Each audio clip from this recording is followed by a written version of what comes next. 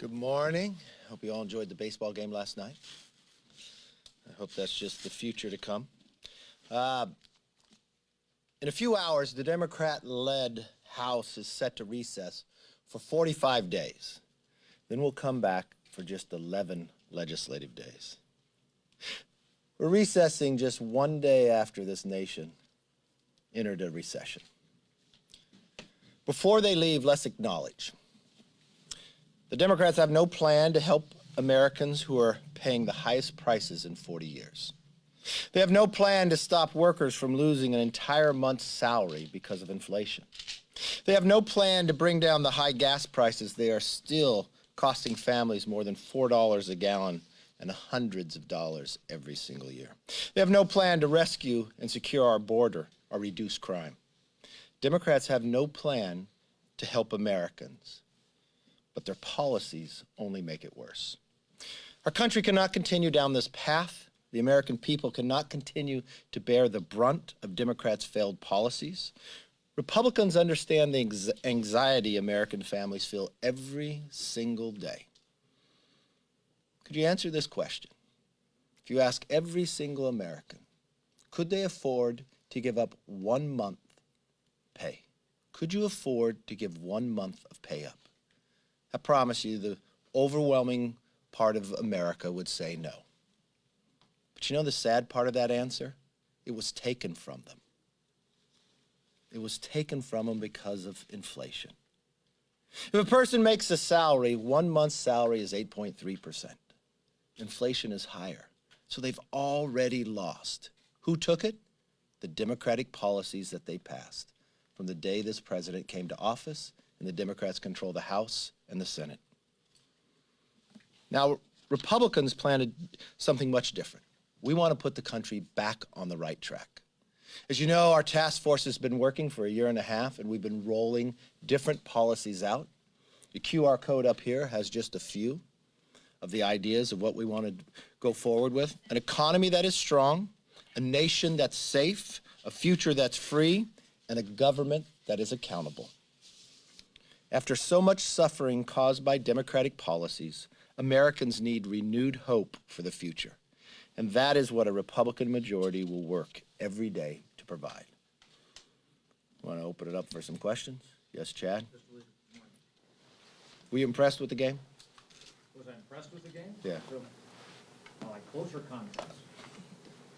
But in any event, you talk about there's no agenda here from the Democrats. Your side whipped against this CHIPS bill. Mm-hmm. There's a concern that you say they have no plan here. This was a bipartisan package. It was not a bipartisan package. You had 24 members on your side. Your side was. That's your definition of bipartisan? Well. You know the real challenge here? Republicans had a plan for CHIPS. We actually produced one in the China task force. You had a bipartisan plan that started in the Senate. Then you had a Speaker of the House go against her own committees where you had bipartisan work inside the House from the Science Committee and others, and delayed this entire bill for 1 year. And then in the process of coming back, you had to shrink it. But what did the Senate do on their side? They made it mandatory spending. They took a problem where we had a solution and they wrapped it into making it even worse and compounding it. When we have a recession, when we have a fiscal problem, they put it into mandatory spending when we should have focused simply on CHIPS. In 2017, when Republicans were in the majority, we put it in the NDAA that it is an important problem that we need to solve. The Democrats took the majority, they ignored it. Every chance that we worked bipartisan on this, even when we asked the Speaker to put a China committee together, even when it took me 8 months to get her to agree, even when the Washington Post came in and sat down because they were rolling it out, Republicans and Democrats alike, and the night before they stopped it, we went forward and we produced a plan to make sure chips were back and being built in America. Every element of this, Nancy Pelosi has put up roadblocks and challenged it and made it political and controversial. But that still wasn't a vote against jobs yesterday? No, it wasn't against jobs yesterday. Explain that. I just walked you through it from a mandatory point of view. I understand that you don't like how the mechanics of how it came out, but. Well, you think it's just mechanics or you think it's long-term? Well, What is our it's biggest not fiscal gonna supply challenge? people with jobs No. Is it going to take away from jobs? Does $30 trillion in debt harm jobs? Yes. Does a recession harm jobs? Yes. Could you have done it in a bipartisan manner? Yes. Did we try to do it? Yes. Every element that we worked for on this was bipartisan. Every element that went forward, Pelosi put up roadblocks and even didn't take it through committee, put all in her Build Back Better climate change through and harmed the process to even make it happen. Yes, sir. Do you believe women who choose to terminate a pregnancy should be criminally prosecuted? No. Yes. Democrats are trying to bring two bills to the floor today to address public safety, the Invest to Protect Act and the COPS Act. Can you elaborate where you stand on those bills and bipartisan sponsor here in the House? You know what? I haven't seen what their final version is. They haven't seen what their final version is. They're still communicating and trying to work a deal out. I would think it would be terrible that you'd bring a bill up that didn't go through committee. I think it'd be terrible that you'd bring a bill up that people didn't have an opportunity to see, discuss, debate, or amend. That's just the democratic process, and I think that's wrong with the Democrats in majority of what they're doing here. Yes, sir. Cassidy Hutchinson testified that. So we're going to January 6th. Yes, Go ahead. she Yes. testified under oath. You know we're in that- a recession too, right? Well, she testified under oath saying that you called her after Donald Trump said that, or just told her supporters that they were gonna go to the Capitol, and you were concerned about those remarks and said, don't come up here. Figure it out, don't come up here. She said that under oath. Did you tell her that, and why were you concerned about the prospect of Donald Trump coming to the Capitol on January 6th? To be honest with you, I don't recall talking to her that day. I recall talking to Dan Scavino. I recall talking to Jared. I recall talking to Trump. That's what I talked to on television like that too. If I talked to her, I don't remember it. If it was coming up here, I don't think I wanted a lot of people coming up to the Capitol, but I don't remember the conversation. Why were you concerned specifically about Trump coming to the Capitol? I don't remember that. You don't remember being concerned about his No. comments? No, but because I didn't watch it. See, this is what is so confusing. I didn't watch the speech. I was working. So I didn't see what was said. I didn't see what went on till after the fact. Did So, you want him to come to the Capitol? no, I've never communicated with him about coming to the Capitol. I had no idea he would come to the Capitol. I had no idea that he was even going to come to the Capitol. That's news to me. She said under oath that you told her throughout the course of the week, or she reassured you through the course of the week that he was not gonna come to the Capitol. So apparently you had a I number of don't remember conversations having about any conversations with her about coming to the the president coming to the Capitol. I don't recall any of that. I recall my conversation with Dan Scavino. I recall calling Jared. That was in the midst of the Capitol, people breaking into the Capitol, me being removed from the office. That's when I called people. And what were your conversations with Scavino like? What were you? Well, I was trying to find the president. Yes, Your last solo press conference was in mid-March. that's not true. Oh, solo. Solo. If the House majority flips and you're speaker, are you committed to doing weekly press conferences like this? I do press conferences all the time. When did I talk to you solo last? This week? Yes. Yeah. Ashley, you mentioned the Republican agenda. I'm curious if you're elected speaker this year or early next year, will you continue the select committee on the climate crisis that Democrats created for this Congress? We'll look at everything and see where we want to go together, but no decisions have been made. Mayor Bowser has called on the National Guard to come to PC and help respond to migrants being bused here, while the White House has accused Republicans of using these migrants as a political pawn. What's your reaction to that? Is that what's going on here? Not at all. So they're concerned about migrants coming to America illegally within their cities. Have they ever been to the border? They're concerned about bringing National Guards in after what was happening here during the summers, and people's safety was concerned, and they didn't think the National Guard should be there then. It just shows the hypocrisy of the mayor and the hypocrisy of the White House. Why don't they secure the border? Because what has happened because of their actions, every single community in America is now a border city.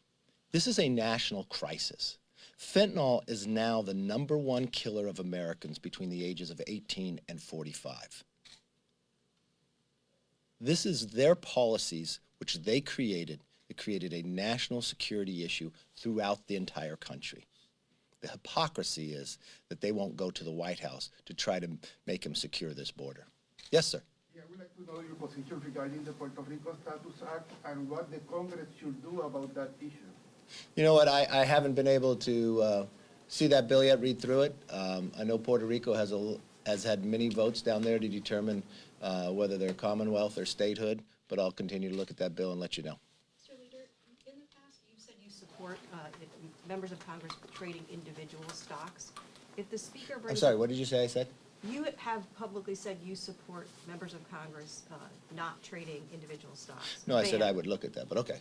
So if the Speaker does bring up a bill to do that, to ban members and their spouses from trading stocks, would you vote for it? Would you urge your conference to vote for I it? think it's ironic that the Speaker of the House now talks about bringing up a bill at the very end of the term of Congress. So her husband could trade all the way through, but now it becomes a crisis? Look, I think the Speaker of the House has greater determination of what comes to the floor, what gets out of the committee. And her husband didn't just trade stock, he traded options. I think what her husband did was wrong. If you say, when she said she never told him anything, I know they spent their time together overseas, and when they're coming back, I'm sure she had conversations on the phone about what was going to be on the floor. I'm sure she had conversations about what the chip version finally looked at. I'm sure she had those conversations. I don't know if he was able to hear them or not, but I think we need to bring trust back to this institution. I think we have to do a thorough investigation and look at what is the proper role for members of Congress and what influence they have. And I don't think the proper way to do this is Nancy Pelosi writing the bill, because we have proven that she can't do that. It should be a bipartisan manner, and we should look at it through committee, and this is something that we will do in the majority, putting new rules forward to make sure that you have trust in this House and the ability, knowing that people is not investing in a place that they have influence. Will you commit not talking to your spouse about legislation if you become Speaker? Talking about legislation, or will I commit to not invest based upon legislation? Yeah. If you notice, I only own mutual funds. We don't buy any individual stocks. So just to be clear, if you become Speaker, will you commit to advancing legislation to ban members and their spouses from trading? I think I would stocks? look all the way through it. What I've told everybody, we will come back and we will not only investigate this, we will come back with a proposal to change the current behavior. Thank you. Just following up quickly on Olivia's question, as the Republican leader, will you commit to holding the weekly solo press conferences every week for the remainder of this term? You know, if it's going to be every as single Speaker? week, I don't know what's going to happen every single week, but I'll commit to always have press conferences. And then Yes. Just a follow-up question. As you look ahead to next year and mapping out the potential agenda for the majority and some of the oversight priorities, are the results of the last election, the 2020 election, on the agenda at all in terms of oversight concerns for the next Congress? Look, at our greatest concerns right now is the economy of America, the cost of living for every single American. Americans losing a month of their paycheck, the price of gasoline. That's our focus. We want to become energy independent, lower the price of gas.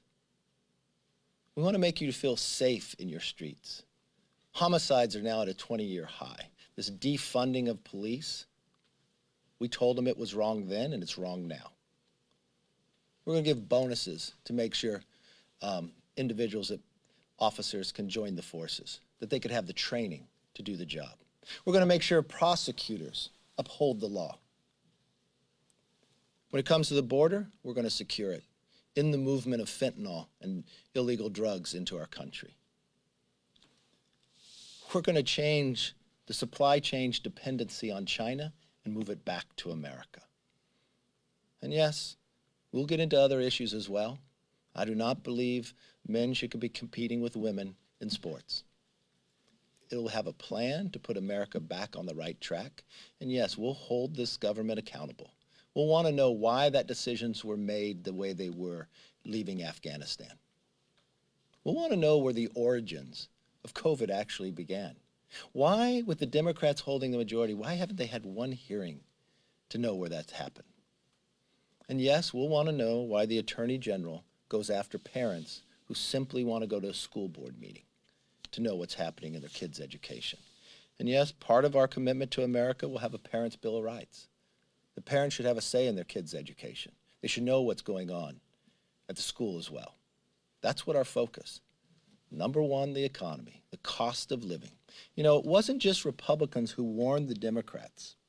Their American Rescue Plan, that $2 trillion that only Democrats voted for, Steve Ratner calls it the original sin of inflation. Larry Summers warned him ahead of time. The fear that it would shoot up inflation. We're now sitting in a recession. I remember what Nancy Pelosi said in 2008. She defined a recession exactly as everybody else in the world did. 2 down quarters. It'll be interesting if you ask her that question. Will she try to redefine it like the Democrats do now? Is it only a recession in 2 down quarters if the president is a Republican? And the interesting part is you can take every graph you want to see. When did inflation start skyrocketing? After the swearing in of the president and the passing of the American Rescue Plan, where it was only Democrat votes. So are we focused? Yes, we're very focused. The cost of living is too high. We have not seen this in 40 years. The pain that is causing every single American family. I go back to the simple question. You ask the American family. I'm looking forward to CNN to finally ask this question. Could you afford to give up 1 month pay? Raise that question and see how many people said yes. The sad part is that regardless of how they answered the question, it was all taken from them. It was taken from them because of the Democratic policies creating this inflation. And it's not just inflation they created. They created the crime crisis from their defunding the police and the election of these liberal prosecutors. Even San Francisco, that only has a Republican registration about 6.7%, recalled their DA, recalled their school board. It's only the Democrats in Washington who don't understand what's happening in this country, who are willing to go on recess in the middle of a recession. And their answer to it is, no, it's just a slowing of growth. Remember when they told us it wasn't real inflation, it's just discretionary? Then it had peaked at 7. Then it was Putin's problem. They blame everybody else except the policies, and then name me the worst part of what they have done besides create this. They have no plan to fix it, and they're going on recess. So Yes, ma'am. How do you feel about the prospect of President Trump announcing a presidential run for the midterms, and how that would affect the midterms, and have you talked to him about that at all? Look, I was just with the president this week. The only thing the president and I talk about is turning this country around, is winning in 2022. If President Trump was in office today, we wouldn't have inflation. We wouldn't have a national security problem at the border. We wouldn't have crime and homicides at a 20-year high. He loves this country and he wants to see this country back on the right path. And that's the focus he and I are both a part of. What does that mean for a presidential run in the midterms? Would that help? The president's only focus is on winning the midterms, and that's my focus as well. Hope you all have a great weekend. Take care.